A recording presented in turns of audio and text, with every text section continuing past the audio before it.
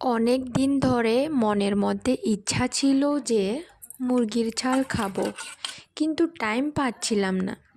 যেহেতু আমি আজকে বাড়ি থেকে বাসা ভাড়াতে আসছি, তাহলে মুরগির ছাল নিয়ে আসবো না, এটা তো হতে পারে না।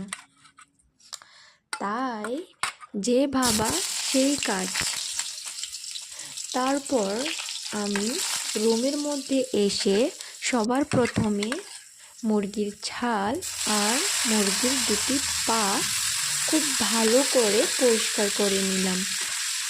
তারপর গ্যাসের মধ্যে কড়াই বসিয়ে তেল দিয়ে যা যা সামগ্রী লাগে সব কিছু দিয়ে 5 মিনিট খুব ভালোভাবে কষিয়ে নিলাম। তারপর কষিয়ে আমি রান্নার মধ্যে একটু জল দিয়ে 5 মিনিট রাখবো।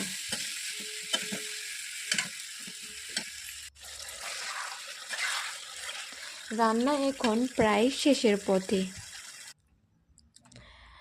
তারপর আমি একটা প্লেটে ভাত নিয়ে কিছুটা মুরগির ছাল আর একটা পা নিয়ে খেয়ে দেখছিলাম আমার রান্নাটা কেমন হয়েছে।